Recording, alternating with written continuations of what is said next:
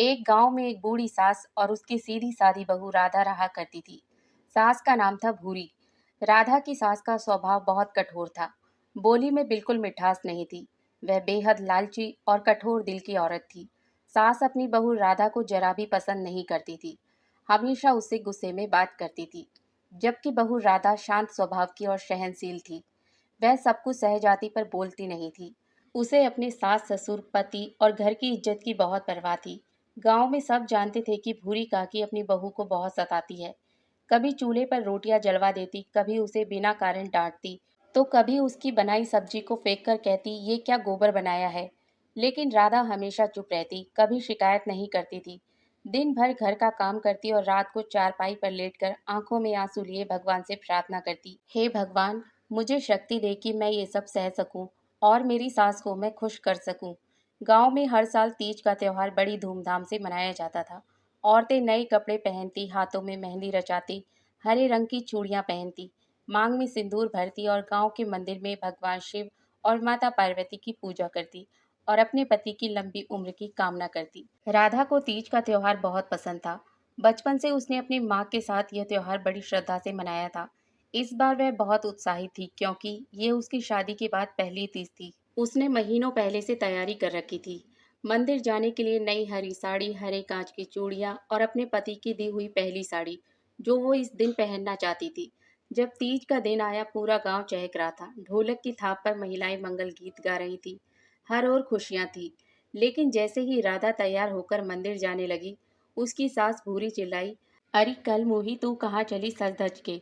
राधा ने बड़े ही प्यार से कहा, माँ जी, आज तीज है, मंदिर जाना है पूजा के लिए। भूरी ने चिल्लाकर कहा, तेरे मंदिर जाने से क्या होगा, घर में इतना काम पड़ा है, उसे कौन करेगा। जा, खेत में मक्का लगा है, कोई तोते नुकसान कर रहे हैं, जा उन्हें उड़ा, और हाँ, मंदिर वंदिर की बात मत करियो मेरे सामने। राधा का चेहरा उतर गया। वह कुछ नहीं बोली। साड़ी की पल्लू से आंखें पोंछती हुई खेत की ओर चल दी। गांव की गलियों से होकर गुजरती हुए देख रही थी, सब महिलाएं सज धज कर थालों में पूजा की सामग्री लेकर मंदिर जा रही थी। राधा चाहती थी कि वो भी उसी भीड़ का हिस्सा बने, वो भी अपनी पति के लिए मंगल कामना करे। पर किस्मत को कुछ और ही मंजूर था। खेत पर पहुंचकर वह पत्थर पर बैठ गई। हाथ में लकड़ी थी जिससे वह कोह को उड़ाती जा रही थी। उसकी आंखों में आंसू थे, वह फूट फूट कर रोने लगी। तभी आकाश में एक प्रकाश प्रकट हुआ। स्वर्गलोक से भगवान शिव और माता पार्वती धरती पर भ्रमण करने निकले थे। जब माता पार्वती ने राधा को रोते हुए देखा तो उनका हृदय भर आया। उन्होंने भोलेनाथ से कहा, हे नाथ, देखिए तो, ये नारी कैसे रो रही है, चलिए इसका दुख जाने। भगवान शिव और माता पार्वती एक साधारण ग्रामीण वेश में राधा के पास पहुंचे। माता पार्वती ने पूछा, बेटी क्यों रो रही हो, किस बात का दुख है तुम्हें। राधा ने सिर झुकाकर कहा, बाबा, आज तीज है, सब औरतें मंदिर जा रही हैं, मैं भी जाना चाहती थी। व्रत रखा है मैंने अपने पति की लंबी उम्र के लिए, पर मेरी सास ने मुझे खेत में भेज दिया, कोए उड़ाने के लिए। मेरा मन बहुत दुखी है बाबा। पार्वती माँ की आंखें नम हो गई। उन्होंने शिवजी से कहा, हे नाथ, देखिए ना, कितनी श्रद्धा है इस स्त्री में, कितनी सच्चाई है, कुछ तो करना होगा प्रभु। शिवजी मुस्कुराए। उन्होंने त्रिशूल से भूमि पर स्पर्श किया और वहां से निकली एक पोटली, सोने की चूड़ियां, चांदी की पायलें, हीरे मोती के हार और सोने चांदी के सिक्कों से भरी थाली।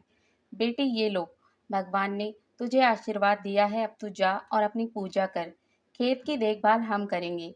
राधा ने हाथ जोड़कर से झुका लिया, बाबा, आपका बहुत धन्यवाद। मैं धन नहीं मांगती थी, पर आपने मुझे धन से भी अधिक प्रेम और सम्मान दिया।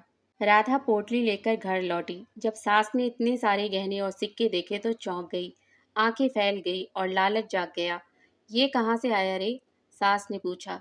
राधा ने पूरी बात बताई, कैसे बाबा और मैया आए, कैसे उन्होंने उसकी सेवा और श्रद्धा देखी और कैसे धन दिया।